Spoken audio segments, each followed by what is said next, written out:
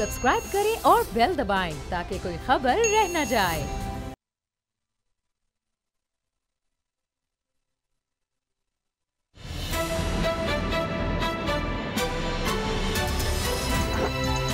अब पता चला। बिस्मिल्लाहिर्रहमानिर्रहीम, अस्सलाम वालेकुम। मैं हूं मोहम्मद उसामा गाजी और आप देख रहे हैं अब पता चला। अफगानिस्तान में तब्दीली आ चुकी है। मुल्क तालिबान के कंट्रोल में है। जिस खाना जंगी का नाम लेकर मगरबी मीडिया दुनिया को डरा रहा था, अल्लाह का लाख लाख शुक्र है कि ऐसा कुछ नहीं हुआ। तालिबान की हुकूमत अमली ने इस बार हैरान किया है। सबके लिए आम मुआफ़ी का ऐलान, सरकारी मुलाजमीन को काम पर वापसी की हिदायत, तालिबान रहनुमाओं की खवातीन डॉक्टर से मुलाकातें और काम जारी रखने की हिदायत, काबुल में आशूरा मुहर्रम का जुलूस, टीवी चैनल्स की खवातीन एंकर्स और सहाफ़ियों के साथ वापसी, मगरबी मीडिया पर जो प्रोपेगेंडा किया जा रहा था, ये सारे मनाजिर उसका बिल्कुल उलट है। तालिबान की आमद से पहले खौफ की फ़ज़ा थी। डर था कि तालिबान खवातीन की तालीम काम करने पर पाबंदी लगा देंगे। लेकिन काबुल पर कब्जे के अगले ही दिन बच्चियों के स्कूल कॉलेज जाने के मंजर ने सबको हैरान कर दिया। ये सब कुछ यकीनन तालिबान का नया रूप है। इसे देखते हुए उम्मीद की जा सकती है कि तालिबान सिफारती महाज पर कुछ नया कर दिखाएंगे। अब सवाल यह है कि जब पूरे मुल्क पर कब्जा हो चुका है तो मुल्क का निज़ाम हुकूमत क्या होगा? सरबराही का ताज किसके सर पर सजेगा? अंदाजे लगाए जा रहे हैं कि मुल्ला अब्दुल गनी बरादर अफगानिस्तान के नए सरबराह होंगे। अगर ये सच है तो फिर तालिबान के अमीर मुल्ला हैबतुल्लाह का किरदार क्या होगा? क्या तालिबान ईरान की तरह सुप्रीम लीडर वाला निज़ाम लाएंगे? तालिबान खुद को अमारात इस्लामिया करार देते हैं। ऐसे में सवाल है कि क्या खिलाफत की नई शक्ल मुतारिफ कराई जाएगी और इस पर दुनिया का रद्द अमल क्या होगा?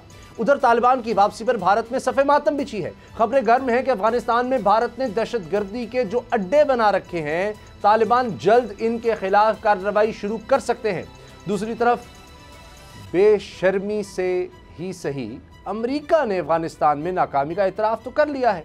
ये अल्फाज अमेरिकी सदर के हैं कि अफगानिस्तान वाकई सुपर पावर्स का कब्रिस्तान है। लेकिन बेशर्मी की बात यह है कि नाकामी का जिम्मेदार अमेरिकी सदर ने खुद अफगानों को करार दिया है।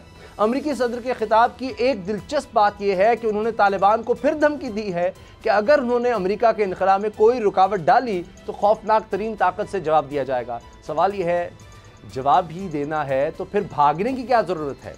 एक और अहम पेशरत यह है कि अफगानिस्तान की सूरत हाल को लेकर अमेरिकी वज़ीर ख़ारजा ने पाकिस्तानी हम मनसब से टेलीफोनिक राबता किया है। अब अमेरिका पाकिस्तान से क्या चाहता है? अफगानिस्तान में अमन के लिए अब पाकिस्तान क्या किरदार अदा कर सकता है? इसी से प्रोग्राम का आगाज़ करते हैं। बाबर डोगर साहब मेरे साथ हैं। बाबर साहब, अब ये जो ख़ारजा ने फ़ोन घुमाना शुरू किए हैं, चीन को भी, रूस को भी, पाकिस्तान, भारत, तुर्की के जो इन्फ्लुएंस कर सकते हैं, ये अब क्या हाथ पांव मारे जा रहे हैं? ये अब इनको याद आया है? जबकि भारत से तो हम बाद में तफसील से बात करेंगे, लेकिन ये चीन, रूस, पाकिस्तान, इनसे तो वो कोई अच्छे ताल्लुकात अमेरिका इतना नहीं चल रहे थे और ना ही अमेरिका समझता था कि भाई ये कोई हमारे मफाद के ममालिक हैं और इनसे तो हमने कोई लड़ाई, जिस तरह से कोई सी पैक को लेकर चीन से तो तजारती जंग, रूस से भी ताल्लुकात ख़राब, आज उनको फ़ोन किए जा रहे हैं। उसामा साहब, अमेरिका ये एक्सपेक्ट नहीं कर रहा था कि तालिबान इतनी जल्दी से अफगानिस्तान पे कब्ज़ा कर लेंगे। उनके जो प्रेसिडेंट है बाइडन, उन्होंने ख़ुद कहा कि जनाब हमारा ख्याल था कि अफगानिस्तान की जो आर्मी है वो बड़ी मजबूत है और हमने उनको असला भी दिया, ट्रेनिंग भी दी, सारा कुछ दिया, तो वो रजिस्ट करेंगे। और ये जो आर्मी है, जो 3.5 लाख की आर्मी है, 74-75 तालिबान जो है, इसके सामने इतनी जल्दी से सरेंडर नहीं करेगी। और आपने देखा कि आखिरी दिनों में अमेरिकी जो अमेरिकी एयर्स थी वो इन अफगान फोर्सेस के साथ मिल के एयर स्ट्राइक्स भी करती रही है। लेकिन मसला ये कि अमेरिकन एयर क्या करेगी, अमेरिकी हवाई जहाज़ क्या करेंगे जब जो ऑन ग्राउंड फौजी हैं वो लड़ने को तैयार ही नहीं है। इशू ये था कि वो जो सारे फौजी थे, उनके जो कमांडर थे, वहाँ पर उन्होंने पैसा खाया। जब तक डॉलर मिलते रहे वो लड़ते रहे। जिस दिन डॉलर ख़त्म हो गए उस दिन वो सारे भाग गए, तितर बितर हो गए। अब इतनी जल्दी से जो तालिबान ने पूरे अफगानिस्तान पे कब्ज़ा कर लिया, आप देखें कि रशियन एम्बेसी जिस वक्त कब्ज़ा किया जा रहा था तो सारी दुनिया की एम्बेसी जो थी वो दौड़ भाग कर रही थी। सारी दुनिया के त्यारे जो थे वो यहाँ आकर खड़े हुए थे ताकि अपना डिप्लोमेटिक स्टाफ जो है उसको लेके वो वापस अपने मुल्कों में जाएं। रशियन एम्बेसी खुली हुई थी और वहाँ पर किसी किस्म की कोई अफरा तफरी नहीं थी। यही हालत चाइना की एम्बेसी की थी और यही हालत पाकिस्तान की एम्बेसी की थी, क्योंकि रशियन एम्बेसी ने तो बल्कि रशियन एम्बेसडर से किसी ने पूछा कि जनाब तालिबान तो आ गए हैं काबुल में, तो अब आप क्या करेंगे? जिस तरह से हम अपना काम कर रहे थे उसी तरह से अपना काम करेंगे। वहाँ पर तो कोई अफरा तफरी नहीं है। तालिबान जो है उन्होंने उनको भी का एश्योरेंस दिए कि जनाब आपको प्रोटेक्ट किया जाएगा। पाकिस्तान, चाइना, ये वो ममालिक हैं जिन्होंने तालिबान के साथ निगोशिएशन की, जो तालिबान के साथ खड़े रहे, और जब तालिबान आ गए हैं तो अब इन ये जो ममालिक हैं यहाँ पे कोई डर और खौफ नहीं है। आपको पता है कि जंग तालिबान काबुल को फतह करने से तकरीबन एक हफ़्ता पहले जब ब्लिंकन न्यू दिल्ली आए थे, उस वक़्त तालिबान की एक डेलीगेशन ने चाइना गए और वहाँ पर उनके फॉरेन मिनिस्टर से बात भी की थी। जी जी।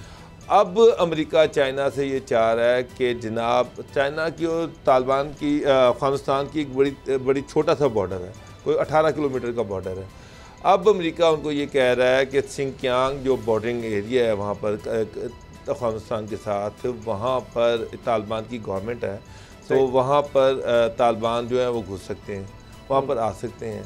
तो इस सिलसिले में वो कह रहा है कि जनाब हम मिलकर बात करें और अफ़गानिस्तान में एक ऐसी गवर्नमेंट बनाई जाए जो कि मॉडरेट हो, और जिसमें अमेरिका जो चाहता है कि उसके जो हमायत याफ्ता लोग हैं उनका भी अपना रोल हो, उसमें जो इंडिया के हमायत याफ्ता लोग हैं उनका भी रोल हो। अच्छा। एक ऐसी गवर्नमेंट को तरतीब दी जाए। अच्छा, अब इशू ये है उसामा साहब कि तालिबान जो हैं उन्होंने ऐलान कर दिया है कि काबुल उनके कब्ज़े में है। अब वहाँ पर वही गवर्नमेंट बनेगी जो तालिबान चाहेंगे, वो गवर्नमेंट नहीं बनेगी जो अमेरिका चाहेगा या वेस्ट चाहेगा या इंडिया चाहेगा। तालिबान जो है वो देख रहे हैं रशिया की तरफ, पाकिस्तान की तरफ और चाइना की तरफ कि इनकी मदद से एक ऐसी स्टेबल गवर्नमेंट बना ली जाए जिसको पाकिस्तान, चाइना, रशिया की सपोर्ट हो और उसको वो एक्सेप्ट कर लें। जी जी। बाकी जहाँ तक वेस्ट के जो अंदेशे थे वो शायद उन्होंने ख़त्म कर दिए हैं। आप देखें कि आज तीसरा दिन है काबुल को फतह हुए, कोई एक ब्लड शेड नहीं हुआ, कोई एक गोली नहीं चली।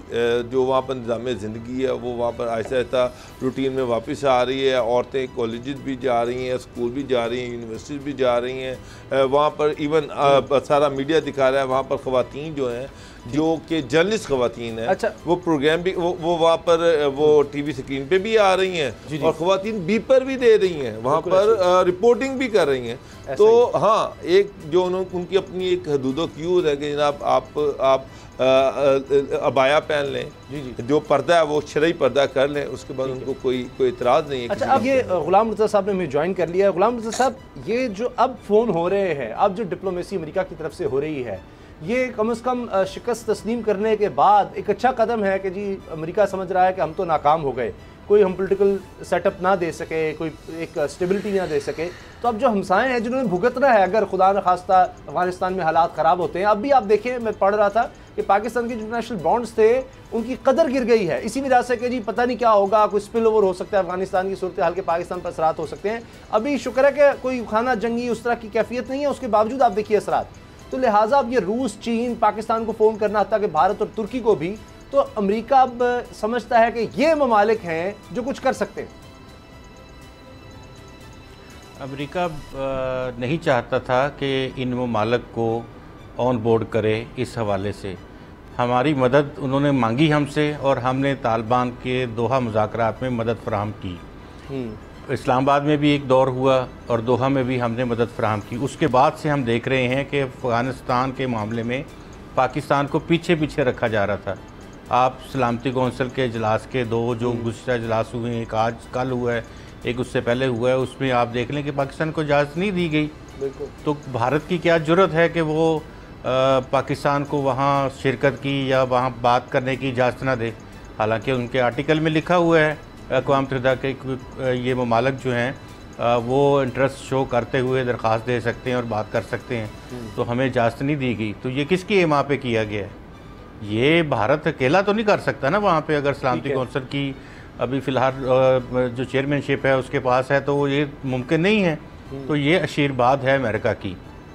अभी पाकिस्तान जो है वो ये देख रहा है 4-5 ममालिक से पाकिस्तान बहुत करीबी जो ममालिक हैं उनसे पाकिस्तान राब्ते में है। वज़ीर ख़ारजा खबर ये है कि वज़ीर ख़ारजा 5 ममालिक के दौरे पे एक आध दिन में जा रहे हैं और अशूरा मुहर्रम के फ़ौरी बाद ईरान भी जाएंगे, चीन भी जाएंगे, रूस भी जाएंगे और उसके साथ साथ वो ताजिकिस्तान और एक आध और मुल्क में भी जाएंगे और वहाँ पे इसी हवाले से बातचीत की जाएगी।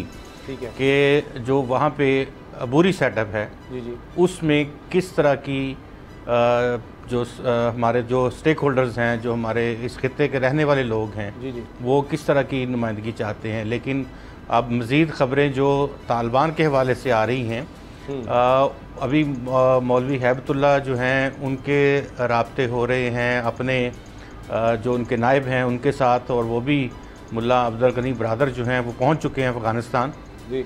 तो वहाँ पे आपने ये देखा कि वो वाली कैफियत नहीं है जो इससे पहले तालिबान की थी। अभी आए हैं बड़े पुरसकून अंदाज में, सदारती महल पे कब्ज़ा है, लेकिन आप ये देखें कि किसी को कुछ नहीं कहा जा रहा।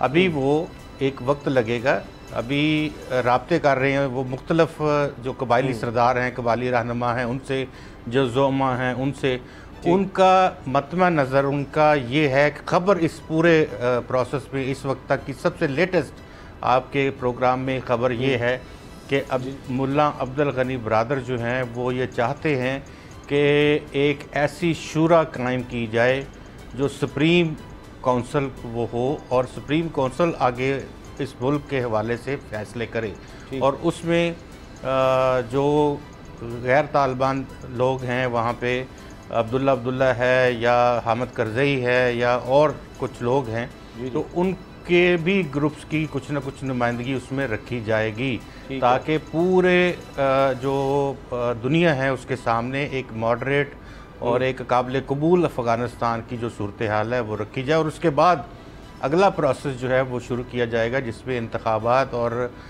जिसमें नई हुकूमत का क़याम और पूरी सेटअप के लिए मुद्दत और सुप्रीम काउंसिल ये सारे फैसले करेगी। तो इस बात के ऊपर मुशावरत हो रही है और ये मुशावरत जारी रहेगी उस वक्त तक जब तक ये मुकम्मल इस हवाले से वो फाइनलाइज नहीं कर लेते चीज़ों को। अच्छा, तो पाकिस्तान के हवाले से जिस तरह जो अमेरिका की आपने बात की है, तो अमेरिका तो अगर वो हमें मैस में ना रखना होता, उसने इस खित्ते को मैस में ना डालना होता तो वो ऐसे करता ना। ठीक, इतना तो उनके थिंक टैंक्स जो इतने बड़े बड़े दफाई उनके हैं जिन्होंने खरबों डॉलर यहाँ बहा दिए हैं। जी जी जी। तो अब लेकिन फ़ोन तो उनको तो इल्म है कि जब किया है शामिद कुरैशी को अमेरिकी वज़ीर ख़ारजा ने, तो बाबर डोगर साहब उसमें तो यही बात हुई है, पाकिस्तान की तरफ से कहा जा रहा है जी कि जी हम अमन में भरपूर साथ देंगे, हम भरपूर कोशिश करेंगे, और अमेरिका हो, पूरी दुनिया के दीगर ममालिक हो, अक़वाम मुत्तहिदा हो, उनके साथ मिलकर हम ये चाहेंगे कि अफ़गानिस्तान में अमन हो, इस्तेहकाम हो। अब ज़ाहिर है कि उसमें देखा जा रहा है और पाकिस्तान ने भी कहा कि हम कुछ जल्दी नहीं करेंगे, वहाँ जो सेटअप आता है कि उसको हम तस्लीम करें।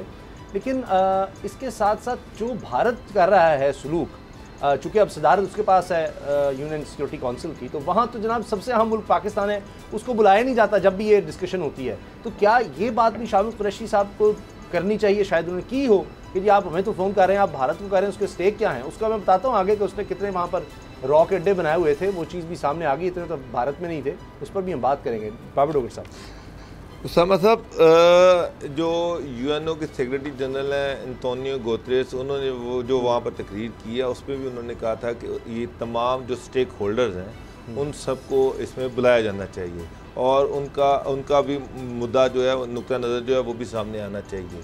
इनफैक्ट उन्होंने खुल के बात नहीं की, लेकिन उन्होंने इशारों कनायों में इस चीज़ का जिक्र किया है कि यहाँ पर पाकिस्तान का होना बड़ा ज़रूरी था, क्योंकि इस सारी सूरत हाल में अफ़गानिस्तान के अंदर अगर किसी की डीप रूट्स हैं, तालिबान के अंदर अगर किसी की डीप रूट्स हैं, तालिबान के साथ अगर कोई निगोशिएट कर सकता है, तालिबान को अगर डायलॉग की टेबल पे कोई बिठा सकता है, या जिसने पाकिस्तान ने करके दिखाया, लाके बिठाया, तो वो पाकिस्तान है। और कोई भी अफ़गानिस्तान पर किसी किस्म की कोई भी मीटिंग उस वक्त तक मुकम्मल नहीं हो सकती जब तक उसमें पाकिस्तान ना हो और उसमें पाकिस्तान की राय ना हो।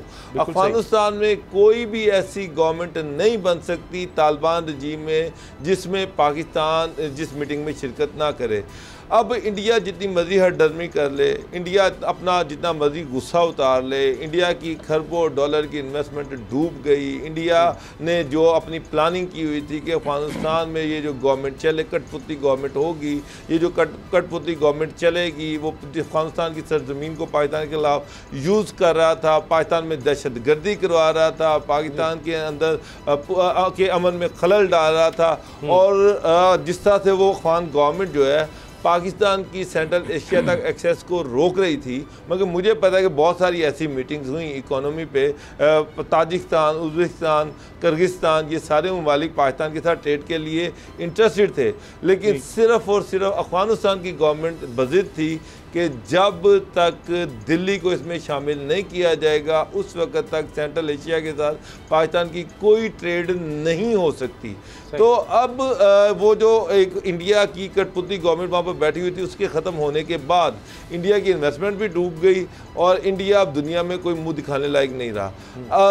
ये जो अमेरिका बार बार ये कोशिश अभी भी कर रहा है, अमेरिकन गवर्नमेंट अभी भी धीमे लफ्ज़ों में ये कह रही है कि जनाब तालिबान के वहाँ पर अफगानिस्तान में जो गवर्नमेंट बढ़ रही है उसके अंदर इंडियन हमायत याफ्ता जो वहाँ पर लॉबीज़ हैं उनको भी अकोमोडेट किया जाए। इंडिया अब भी डेस्परेट कोशिश कर रहा है अमेरिका के ज़रिए से कि किसी ना किसी तरीके से वो किसी इंटरम सेटअप का हिस्सा रहे, उसके हमायत याफ्ता लोग किसी इंटरम सेटअप का हिस्सा रहें। अच्छा। तो समझ एक मिनट, जो पाकिस्तान के होते हुए पॉसिबल नहीं है। तो ये जो अपनी शर्मिंदगी है, ये जो खिफत है, इसको मिटाने के लिए जो इंडिया वहाँ पर कर रहा है उसको कोई फ़ायदा ही नहीं होना, क्योंकि अल्टीमेटली अफगानिस्तान में वही गवर्नमेंट बननी है जिसको रशिया, चाइना और पाकिस्तान की हमायत हासिल होगी। सही। अभी इमरान खान साहब ने मुलाकात की अफ़गान वक्त से, तो इसमें तो गुलाम मुर्तज़ा साहब लग रहा है कि पाकिस्तान अब भी कोशिश कर रहा है कि किसी तरह से सबको साथ मिलाया जाए, सब धर्म को साथ मिलाया जाए। इससे पहले शामुद कुरैशी साहब ने मुलाकात की अफ़गानिस्तान के पार्लिमानी वक्त से। तो ये कोशिशें पाकिस्तान की तरफ से हो रही हैं कि तालिबान को मनाया जा सके, जिस तरह से आपने शूरा की बात की वो उसमें सब लोग शामिल हों। लेकिन भारत में इस वक्त एक अजीबोगरीब माहौल बना हुआ है। वहाँ पर ये बात हो रही है कि जी 1989 में जब रूस को शिकस्त हुई अफगानिस्तान में, तो उसके बाद मकबूजा कश्मीर में आज़ादी की जद्दोजहद ज़्यादा तेज़ हो गई थी। और अब वो कह रहे हैं कि जी दोबारा ये हो जाएगा क्योंकि तालिबान वहाँ आ गए हैं। तो ये उनके अल्फाज हैं, वहाँ पर बैठे तज्ज़ियाकार ये कह रहे हैं कि हमने इनको यहीं पर मसरूफ़ रखना है। यानी भारत कह रहा है कि अफ़गानिस्तान के हालात ख़राब रखो, तालिबान पाकिस्तान वहीं पर उलझे रहें, तो ये मकबूजा कश्मीर की तरफ नहीं देखेंगे। ये उनकी स्ट्रेटजी है, चीन को वहाँ पर उलझाया जाए। ये उनके थिंक टैंक्स इस तरफ बात कर रहे हैं। और उनके जितने टोटल रॉ के ऑफिसेज़ हैं उसमें से ज़्यादा यानी 2/3, आधे से ज़्यादा नहीं 2/3 वो अफ़गानिस्तान में थे।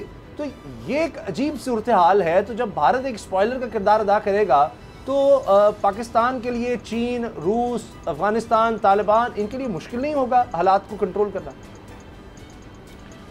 उसामा गाजी साहब, आप 20 साल पीछे चले जाएं तो ये एक मेंस के तौर पे लिया जा रहा था अफ़गानिस्तान में तालिबान की हुकूमत को कि ये एक बहुत बड़ी बुराई की जड़ कहा गया था। जब पाकिस्तान के साथ यहाँ आके नेटो फोर्सेस ने ऑपरेशन शुरू किए, वो ऑपरेशंस उस वक्त भी जिस तरह से शुरू किए गए थे, जिस तरह की वो फेक इंफॉर्मेशन थी, या इनका अफ़गानिस्तान ने तो सिर्फ ये कहा था कि हमारे मेहमान हैं, हम ये आपको नहीं देंगे।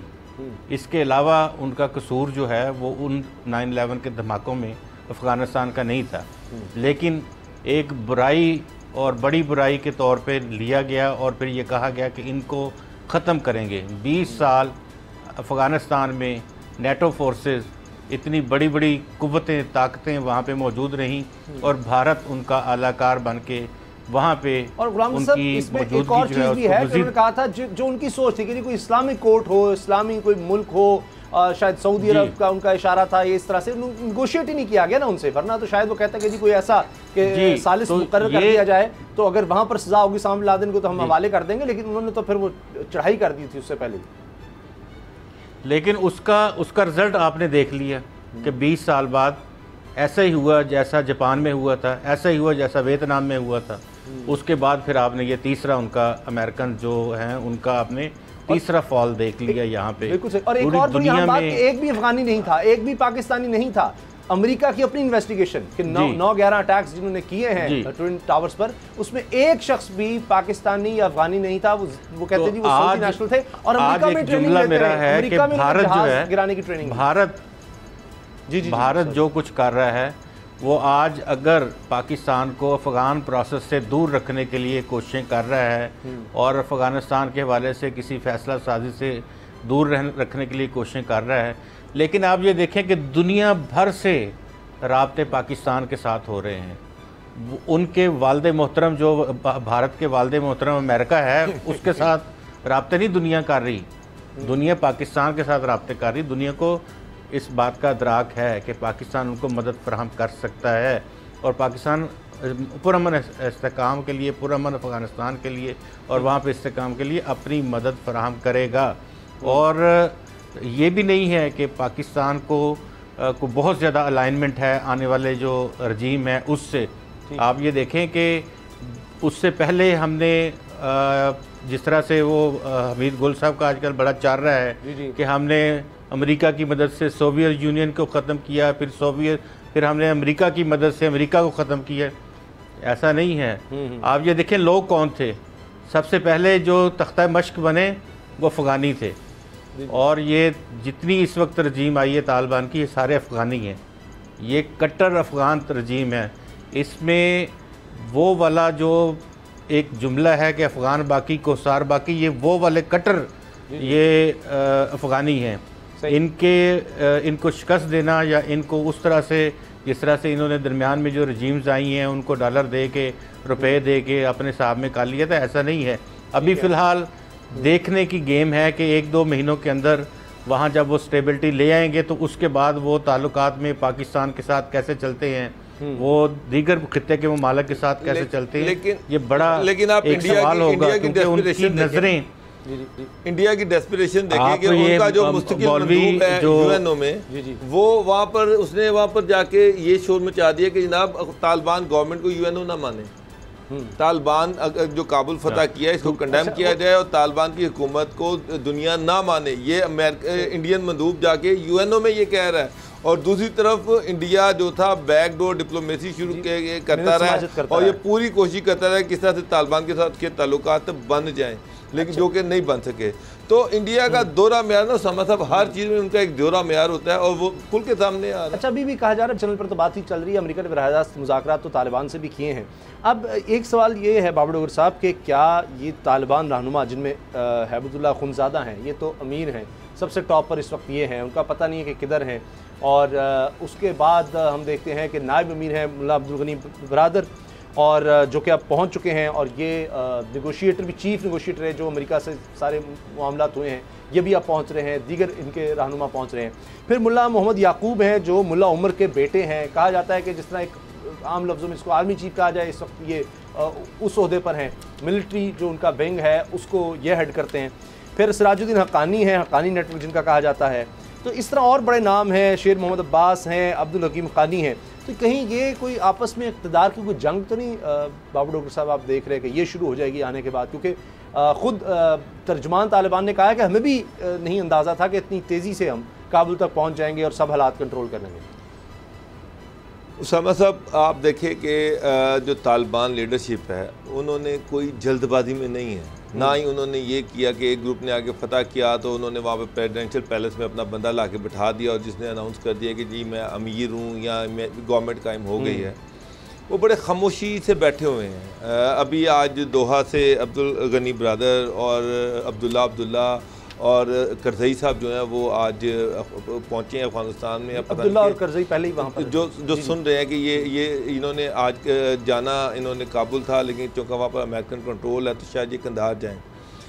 वहाँ पर फिर मशावरत का एक और सिलसिला स्टार्ट होगा। ये भी कहा जा रहा है कि उसमें हैबतुल्लाह साहब भी होंगे, उसमें सिराजुद्दीन हक्कानी साहब भी होंगे और इसके साथ साथ एक ग्रुप पाकिस्तान में भी है, वो यहाँ से भी इनपुट लेके गया है। तो वो एक कंसल्टेशन का एक वसी सिलसिला जो है वो जारी है और वो ये कोशिश कर रहे हैं कि कोई एक ऐसी गवर्नमेंट बनाई जाए।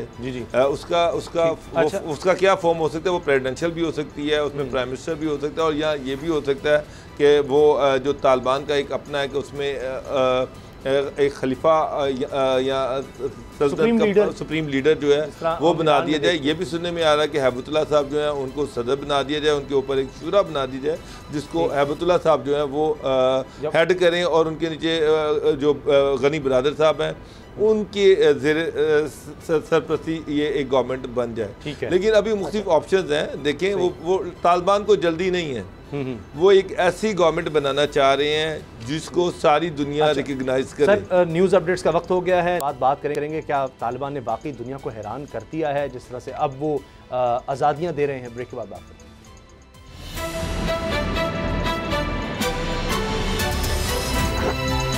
अब पता चला।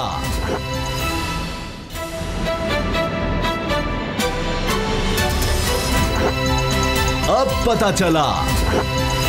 वज़ीर-ए-आज़म पाकिस्तान इमरान खान का रब्ता हुआ है बरतानिया के वज़ीर-ए-आज़म से, और जिस तरह अब से कुछ देर पहले गुलाम मुर्तज़ा साहब कह रहे थे कि सारी दुनिया पाकिस्तान से रब्ते की कोशिश कर रही है, लेकिन गुलाम मुर्तज़ा साहब अभी अगर हम देख रहे हैं सारे रब्ते ज़्यादातर अभी हंगामी तौर पर जो हो रहे हैं वो इसलिए अपने शहरियों को निकालने के लिए, अपने स्टाफ को निकालने के लिए। मिसाल के तौर पर जर्मनी का भी ये है, डेनमार्क के जितना स्टाफ था जितना उसको पाकिस्तान ने वहाँ से निकलवाया। तो अभी तो ये कोशिशें हो रही हैं, लेकिन लॉन्ग टर्म में आप क्या देखते हैं स्टेबिलिटी के लिए जो पाकिस्तान ने जिस तरह से कहा कि अफ़गानिस्तान में कोई बाहर से आकर नहीं हुकूमत कर सकता, और अब क्या तालिबान को तस्लीम करने हवाले से या कोई नया जो सेटअप आता है उसको जब तक तस्लीम नहीं किया जाएगा मामला आगे तो बढ़ ही नहीं सकते। मिसाल के तौर पर अभी तो वो कह रहे हैं तालिबान के जी सब लोग काम पर आएँ, लेकिन अगर काम पर आते हैं तो तनख्वाहें लोग किधर से देंगे।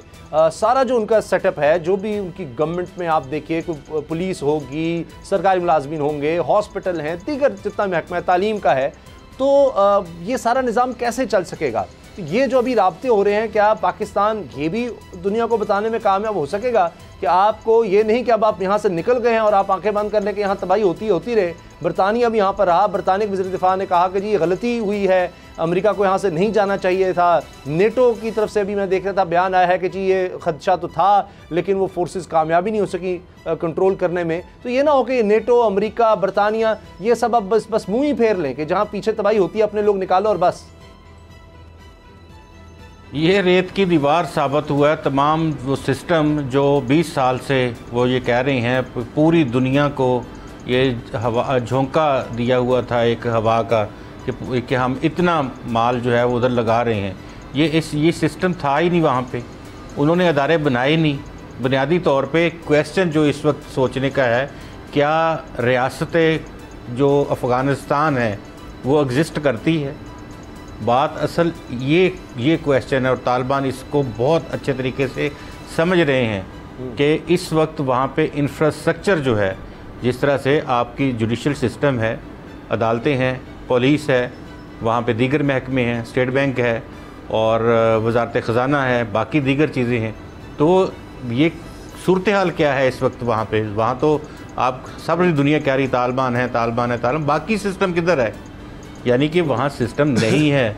अगर अमेरिका चाहता ये था कि वो कोलैप्स कर दे इसको, और अभी लोगों को इस बात की समझ आएगी। तालिबान अगर फ़र्ज़ कर लें कि वो अबूरी सेटअप, वो इसलिए सबको लेके साथ चलना चाहते हैं कि जितने भी लोग हों, ज़्यादा से ज़्यादा स्टेक होल्डर्स हों, ताकि उनके सामने ये क्वेश्चन रखा जाए, अदारों को रीवैम्प किया जाए, अदारों को फॉर्म किया जाए, वो स्टेट के तौर पे कम से कम रिकग्नाइज तभी हो सकते हैं। क्योंकि अभी अगर वो कह दें कि हम हुकूमत में हैं और नीचे स्टेट ऑर्गन्स कोई काम ना कर रहा हो, जिस तरह से जुडिशरी है, जिस तरह से मुकर्रना है उनके, जिस तरह हमारा तो यहाँ पार्लियामेंट है, सेनेट है, तो वहाँ पे लोया जिरगा है, वहाँ पे शुरा है, तो वो चीज़ें इनको फॉर्म करना बहुत ज़रूरी है। जो बाइडन ने तो 2 लफ्ज़ कह के हमने कोई गलती नहीं की, हमने जो 20 साल हमने किया, अगर अफ़गान फ़ौज नहीं खड़ा हो सकी तो हम क्या कर सकते हैं, हमारी फ़ौजें क्या कर सकती थी। आपने मैस क्रिएट किया है ना, जो गंद आपने अमेरिका ने डाला हुआ था उसको उसने खुद साफ़ करना था। उसने खुद वहाँ पे उन्होंने ये बाकायदा प्री प्लान्ड ये इस तरह से किया है कि वहाँ रियासत जो है उसका ढांचा ख़त्म हो चुका है, और अब इस वक्त उनको ये खौफ भी होगा। उनके साथ 20 साल के डरावने ख्वाब भी हैं तालिबान के, जो गुआंतानामो बे से शुरू होते हैं, जो दीगर जो अबू ग़रैब जेल में और इधर उधर की जेलों में, और अफ़गानिस्तान में तशद्दुद और बाकी दुनिया में उनके हालात, वो सारी चीज़ें इनके फिल्में चलनी हैं सारी तालिबान के ज़हन में, दिल में, दिमाग में, लेकिन वो अभी कुछ टाइम लेंगे। अच्छा, थोड़ा सा वक्त और लेंगे। अभी तो आम माफ़ी का ऐलान है। वो अगर अभी तो आम माफ़ी का ऐलान है। आम माफ़ी इतना नहीं, ये कि जी तमाम जो वो कह रहे हैं जी ख़वातीन भी काम पर आएँ, तालीम भी हासिल करें, काम पर भी जाने की उन्होंने कहा इजाज़त है, खुद इंटरव्यू दे रहे हैं टेलीविज़न पर बैठ कर ख़वातीन एंकर्स को। माजी में ऐसे नहीं था। ये आम माफ़ी है, आम माफ़ी है फॉर द टाइम बीइंग। मैं आपसे ये अर्ज़ कर रहा हूँ, फॉर द टाइम बीइंग आम माफ़ी है। आप ये देखें, वहाँ जो तोलो न्यूज़ है उसके चीफ एडिटर ने एक ट्वीट किया है, उसमें उन्होंने एक तस्वीर भेजी है जिसमें ख़वातीन के हवाले से कोई ब्यूटी पार्लर का को था, उसके ऊपर वाइट वॉश किया जा रहा था। तो वो इस तरह की चीज़ें अभी आहिस्ता आहिस्ता, अभी तो उनके पास वो इक़्तिदार में नहीं है इस वक्त, और ना उन्होंने कोई अनाउंसमेंट किया है कि हम आ गए हैं, हमारी हुकूमत बन गई है। उन्होंने किसी चीज़ की बात नहीं की। अभी वो कॉन्सेंसस के साथ कुछ चीज़ें करने में मसरूफ़ हैं।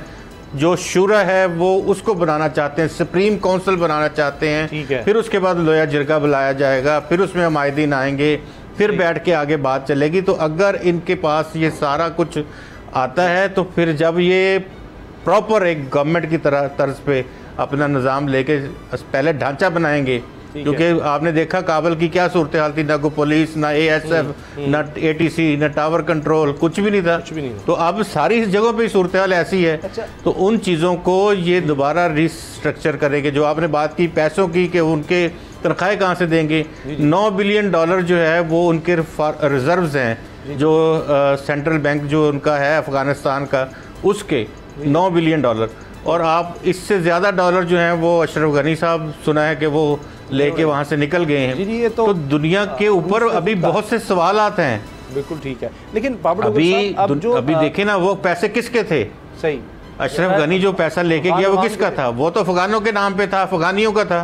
बिल्कुल वो पैसा फिर ये है कि दुनिया अगर तालिबान को रिकॉग्नाइज करेगी, फिर तालिबान उनसे कहेंगे कि पैसे वापस दें। जो 10-20 अरब डॉलर वो भी ले गया है, बाकी लोग भी ले गए, तो निकाले वो। तालिबान को तस्लीम करेगी, ये तो एक बहुत बड़ा सवाल है। अभी बाबर डॉक्टर साहब, जो अमेरिका के सदर ने तकरीब की नज़र आ रहा था, एक शिकस्त खुर्दा हारा हुआ शख्स है, वो कहता है कि जी मैं तो अब ये वापसी का सवाल ही पैदा नहीं होता। और ये कि जी खड़े ही नहीं हुए अफ़गान, जब नहीं खड़े हुए उसने तो सारा मलबा अफ़गानिस्तान पर डाल दिया कि जी आप लोग खड़े नहीं हुए, जब आप नहीं लड़ना चाहते तो अमेरिकी फ़ौज आकर क्यों लड़े। तो फिर ये जो इतने लाखों अफ़गानी मार दिए, उसके बारे में कोई सवाल नहीं होगा। जो बच्चे मार दिए गए उसके बारे में कोई सवाल नहीं होगा। ये जो सारा मुल्क तबाह कर दिया उसके बारे में कोई सवाल नहीं होगा। और फिर क्या कह रहे हैं कि जी अगर हमारे इनखला को रोका तो हम छोड़ेंगे नहीं। उनको रोक कौन रहा है? अभी भी सारा एयरपोर्ट, काबुल का एयरपोर्ट है, वो उनके कंट्रोल में, और वहाँ लोग मरे हैं। अगर हलाकतें हुई हैं तो वो अमेरिका के अंडर जो एयरपोर्ट है वहाँ पर हुई हैं। तो सारा किया अगर अमेरिका का है, तो अब वो कह रहा है कि जी ये तो सारी अफगान अवाम ही लड़ना चाहती है। वो तो उनको बुज़दिल कह रहा है, अफगान फोर्स को कह रहा है। अशरफ गनी जो इतने अरसा तो उसको गले लगा के रखा था, अब उसके ऊपर सारा मलबा आ रहा है। तो ये पाकिस्तान का जो स्टांस था, मौक़िफ़ था, वो दुरुस्त साबित नहीं हुआ। विंडिकेट जिस तरह कहते हैं अंग्रेज़ी में, कि पाकिस्तान जो कुछ कहता रहा, आज वो एक चीज़ सच साबित होती है। आज नहीं इल्ज़ाम दिया जा सकता पाकिस्तान को जी तालिबान की हिमायत थी, तालिबान की हिमायत थी। तो लड़ने से फिर किसने रोका था? अशरफ गनी को भगाया किसने? तो ये सब कुछ तो वाज़ेह तौर पर नज़र आ रहा है। और वहाँ अफगानिस्तान के सदारती महल में जो डॉक्यूमेंट्स मिले हैं कि वहाँ पर सेल बनाया हुआ था पाकिस्तान के खिलाफ प्रोपेगेंडा करने का, तो वहाँ तो काम ही हो रहा था। उसामा साहब, अमेरिका समेत सारा यूरोप नेटो फोर्सेज, जहाँ नेटो फोर्सेज के जो ममालिक हैं, वहाँ पर एक सवाल उठाया जा रहा है कि 20 साल आपने वहाँ पर किया क्या? वहाँ पर 20 साल अमेरिका ने अंधाधुंध पैसा खर्च किया। वहाँ पर इनकी 3.5 लाख फ़ौज वहाँ पर रही, नेटो की 1 लाख से ऊपर फ़ौज वहाँ पर रही। 20 साल रहने के बाद जो अभी अमेरिका ने 11 सितंबर को निकलना था, अभी निकला नहीं है। और अमेरिका की मौजूदगी में अफ़गानिस्तान जो है वो तालिबान के सामने गिर गया। अफ़गानिस्तान का सारा सिस्टम खुद ब खुद ही गिर गया तालिबान के सामने। एक गोली चलाए बगैर काबुल समेत सारे सूबे जो थे वो उन्होंने उसमें एंट्री होगी और उन्होंने कब्ज़ा कर लिया, फतह कर लिया। अब सवाल तो वो आवाम पूछ रही है, अमेरिका की सेनेट भी पूछ रही है, कांग्रेस भी पूछ रही है, यूरोपियन पार्लियामेंट भी पूछ रही है। वो कह रहे हैं कि जनाब ये जो अरबों डॉलर वहाँ पर गया वो कहाँ गया, उसका वो हिसाब मांग रहे हैं कि जनाब आपने जो अरबों डॉलर दिया, आपने इतनी लंबी वहाँ पर जो जंग लड़ी, आपने इतना बड़ा जो वहाँ पर इंफ्रास्ट्रक्चर खड़ा किया, वो जो फौज खड़ी की, वो जो अफगानिस्तान की एक गवर्नमेंट वहाँ पे खड़ी की, वो सारी कहाँ गई? लेकिन अब मगर अचानक पता चलता है कि जनाब वहाँ पे अशरफ गनी साहब भागे। तालिबान का या जो भी नया सिस्टम आएगा उसको तस्लीम किया जाएगा? अमेरिका तो कह रहा है जो असासे अफगानिस्तान के हमारे पास हैं वो हम तालिबान के हवाले नहीं करेंगे। 9 अरब डॉलर हैं, वो तो दुनिया या UN या IMF वो तो कह रहे हैं कि जी हम देंगे ही नहीं तालिबान को। तो फिर मुल्क कैसे चलेगा अगर आप उनको तस्लीम ही नहीं करेंगे? तो फिर तो ये एक और तरह की तबाही होगी, फिर खाना जंगी हो सकती है, क्यास हो सकता है, वहाँ दहशतगर्दी के अड्डे बन सकते हैं, बड़ी तबाही हो सकती है फिर, क्योंकि वहाँ तो बिल्कुल एक क्यास होगा। जब गुर्बत होगी, बेरोजगारी होगी तो लोग तो तंग आ जाएंगे। तो ये भी हो सकता है कि एक पॉकेट्स बन जाए, कोई सेंट्रल गवर्नमेंट ही ना हो। सामा साहब देखें, एक पाकिस्तान है, यहाँ पर एक जुडिशल सिस्टम है, यहाँ पर एक एग्जेक्टिव का सिस्टम है, यहाँ पर फौज का एक सिस्टम है, मिलिट्री का एक सिस्टम है। मुझे बताएं वो जो काबुल का एयरपोर्ट है वो अमेरिकन फ़ौज के कंट्रोल में है, एम्बेसीज को जो प्रोटेक्शन दे रही है वो अफगान तालिबान दे रहे हैं। मैं ये सवाल करता हूँ कि अफगानिस्तान की 3.5 लाख फौज कहाँ पर है, किस जगह पर है, कहाँ गायब है? आपको कोई नजर आई? किसी काबुल की सड़क पे नजर आई कि वहाँ पे कोई सिस्टम चल रहा है? मैं ये सवाल करता हूँ कि काबुल की पुलिस कहाँ पर है? मैं ये सवाल करता हूँ कि काबुल में एग्जेक्टिव सिस्टम कहाँ पर है, जुडिशल सिस्टम कहाँ पर है? वहाँ पर तो है ही कुछ नहीं है, बिल्कुल सारी चीज़ें ऐसा लगता है जैसे गायब हो गई हैं। मगर तालिबान ने ये ज़रूर किया कि उन्होंने वहाँ पर मना कर दिया कि किसी अफसर की गाड़ी ना लें, किसी सरकारी दफ्तर में जाके वहाँ पर कब्जा ना करें, आराम से बैठ जाएं, सिस्टम को समझने दें। इसका मतलब ये है कि तालिबान को हर चीज़ ज़ीरो से स्टार्ट करनी पड़ेगी। वहाँ पर कोई इंफ्रास्ट्रक्चर एग्जिस्ट करता ही नहीं था। यहाँ पर एक अशराफिया थी जो अमेरिकन गवर्नमेंट के साथ मिली हुई थी, जो अमेरिकन जितने रिसोर्सेज उस पर उन्होंने कब्जा किया हुआ था, और वहाँ पर एक जाली सा एक सिस्टम बनाया हुआ था, फिर जाली सा सिस्टम बनाया हुआ था जो कि फौरी तौर पर टूट गया, फौरी तौर पर ख़त्म हो गया। कौन है वहाँ पर चीफ जस्टिस? वहाँ पर जुडिशियल सिस्टम क्या है? कोई पता नहीं है, कोई चीज़ दुनिया के सामने नहीं आई, कोई जज सामने नहीं आया, कोई ऐसा सिस्टम सामने नहीं आया। वहाँ पर एग्जेक्टिव सिस्टम क्या है कोई पता नहीं है।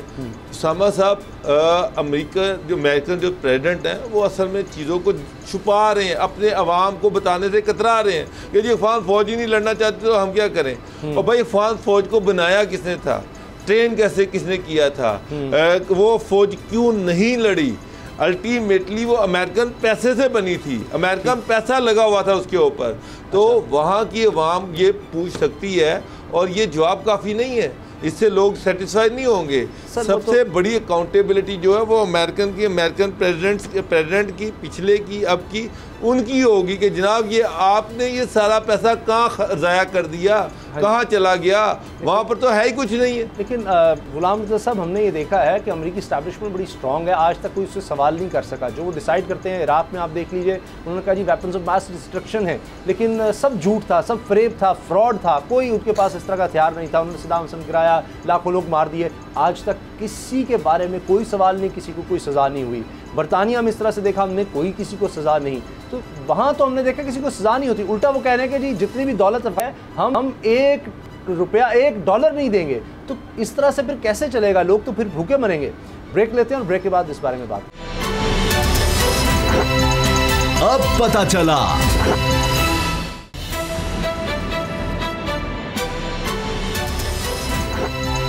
अब पता चला। पाकिस्तान पहले दिन से कहता रहा कि जी इसका कोई फ़ौजी हल नहीं है। उसके बाद अमेरिका की तरफ से दबाव आया कि एयरफील्ड दी जाए, कोई फ़ौजी अड्डा दिया जाए, वो काम नहीं हुआ। और उसके बाद कहा गया कि जी जो महाजरीन आएंगे या जितने भी लोग आएंगे उनको यहाँ पर जगह दी जाए। तो इस तरह से कोई भी बात अमेरिका की नहीं मानी गई और फिर हालात हमने ख़राब होते देखे। अब एक बड़ा सवाल इस वक्त ये बनता है गुलाम रज़ा साहब कि जिस तरह अमेरिका कह रहा है कि जी कोई असासे नहीं दिए जाएंगे, कुछ नहीं दिया जाएगा, अब वो जो अशरफ गनी लेकर भाग गया उससे तो सवाल कोई नहीं हो रहा, उस बारे में कोई बात नहीं हो रही। लेकिन अगर ये अफ़गान अवाम का पैसा उनको नहीं मिलता, वो फिर यानी भूख और प्यास और गुर्बत पहले ही वहाँ पर बहुत ज़्यादा है, तो इससे भी बुरे हालात होंगे। तो क्या सिर्फ ये बहाना बना करके जी हम तालिबान की हुकूमत नहीं तस्लीम करते, जो मर्ज़ी कर लें, कोई दौलत नहीं मिलेगी, कुछ नहीं मिलेगी, तो ये हालात और ख़राब नहीं किए जाएंगे? पाकिस्तान अब क्या कर सकता है, क्योंकि पाकिस्तान बराह रास्त मुतासर होता है, पाकिस्तान पर आने वाले दिनों में आप क्या असरात होते देख रहे हैं इस सूरत हाल के? क्या आपको लगता है कि ये कुछ बेहतरी की तरफ जा रही है? अब तक तो ज़ाहिर है कि जो अंदाजे लगाए गए थे कि पता नहीं खाना जंगी होगी, क्या सूरत हाल हो जाएगी, खौफ की फ़ज़ा होगी, बहुत कुछ, तो उससे हमने बहुत बेहतरी देखी है, बहुत बेहतर हाथ देखे हैं, दुनिया भी इसको मान रही है। लेकिन आने वाले दिनों में क्या होगा, क्योंकि हम तो बराह रास्त मुतासर होते हैं। पिछले 40 साल से हमने देखा कि पाकिस्तान में कितनी तबाही हुई है, ये अफ़गानिस्तान की सूरत हाल की वजह से। उसामा गाजी साहब, वहाँ पे दो तबकात हैं, और एक हैं लिबरल्स हैं और एक जो है वो कंजर्वेटिव, जो कि मज़हब और दीन को अपनी फलाह का रास्ता समझते हैं और बल्कि उस पर प्रैक्टिकली वो अमल करना चाहते हैं। जो आपने काबुल एयरपोर्ट के हालात देखे या आपने दीगर सरहदों के ऊपर जिधर भी अफ़गानिस्तान की सरहदें लगती हैं उधर आप ये देखें कि लोग उस वहाँ तक पहुँचे हुए हैं और वो क्रॉसिंग के लिए अपनी जद्दोजहद कर रहे हैं। तो ये वो लोग हैं जो तालिबान से डरते हैं और तालिबान से दूर भागना चाहते हैं। तकरीबन 60% तक आबादी जो है वो तालिबान के हामियों पर मुश्तमिल है। और इसके साथ अगर जो सवाल आपने उठाया कि अमेरिका या जो इंटरनेशनल अदारे हैं वो उनके फंड्स उनको नहीं देते, उनकी जो रकम बाहर पड़ी हुई है असासे वो नहीं देते, तो आप ये जहन में रखें कि अब वो वाला अफ़गानिस्तान नहीं है जो अफ़गानिस्तान आज से 20 साल पहले था। अच्छा। इस वक्त चीन एक बहुत बड़ी कुव्वत है और चीन बिल्कुल सामने सीना सुपर होकर खड़ा हुआ है अमेरिका के, और इसके साथ रूस है, और वो वसीउल बुनियाद गवर्नमेंट चाहते हैं।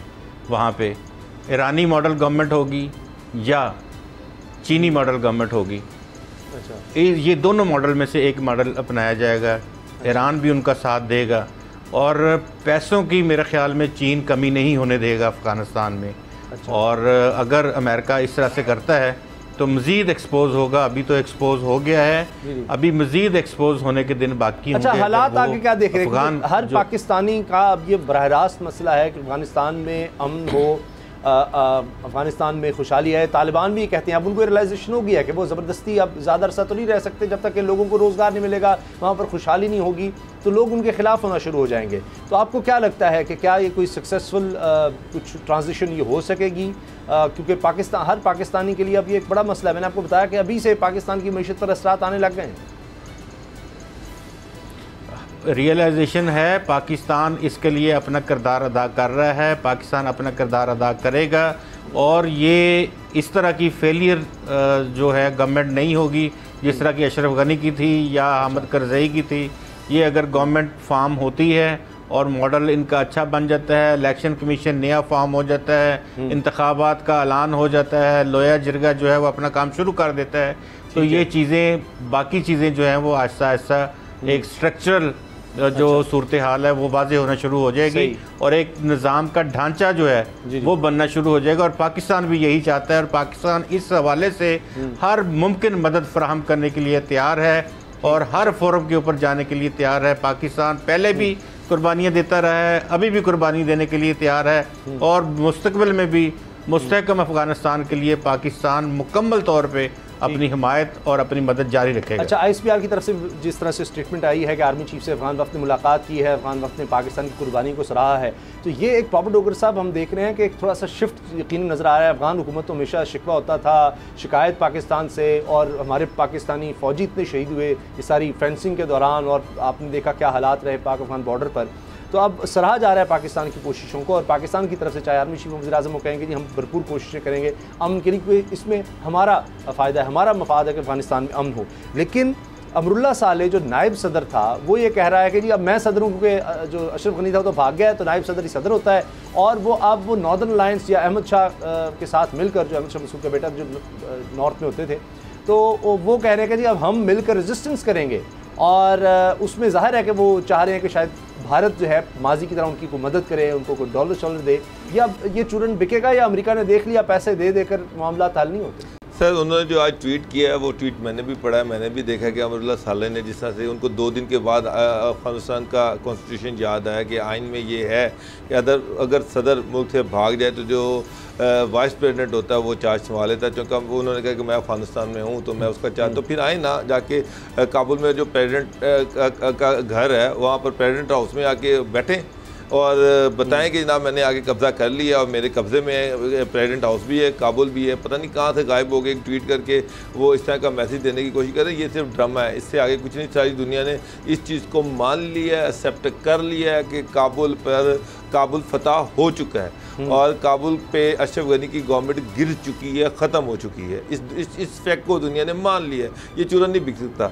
दूसरी तरफ उसामा साहब, अफगानिस्तान की इस सारे रीजन में बड़ी अहम पोजीशन है। चाइना जिस तरह से पाकिस्तान से सी पैक गुजर रहा है, वन रोड वन बेल्ट वाला जो कंसेप्ट है, इसमें अगर आप देखें तो अफगानिस्तान जो है वो ही कनेक्टिविटी है। Central Asia, Pakistan, China, Iran के दरमियान अगर कोई कनेक्टिविटी है तो वो अफगानिस्तान है।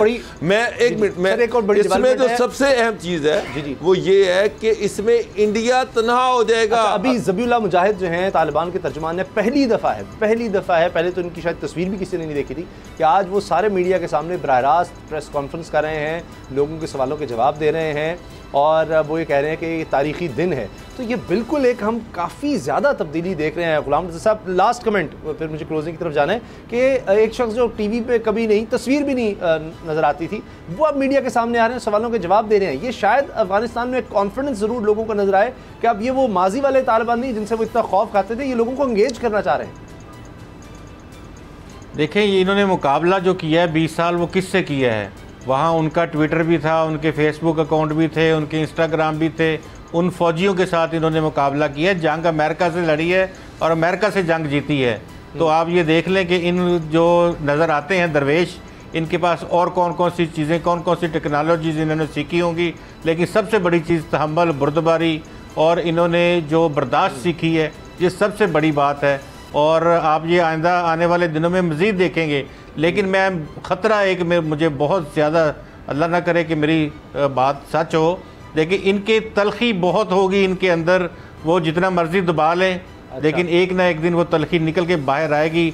जो गुआंतानामो वो बे में मौलाना अब्दुल गनी बरादर, मुल्ला ज़ईफ़, जो इनके साथ उनके यहाँ सर के अंदर, ठीक है, वो अभी तो उन्होंने कहा है कि सबके लिए माफ़ी है, लेकिन जब अमेरिका का बिल्कुल इन्फ्लुएंस जाएगा तो उसके बाद शायद वो चीज़ नज़र आए। बहरहाल अभी तक तो बेहतर चल रहे हैं मामला। अल्लाह करे कि अफ़गानिस्तान की सूरत हाल बड़ी बेहतर हो और मामला अच्छे चलें, क्योंकि इसी में पाकिस्तान का, पूरे खित्ते के लोगों का इसमें मफाद है। प्रोग्राम देखने का शुक्रिया, इजाज़त दीजिए, अल्लाह हाफ़िज़।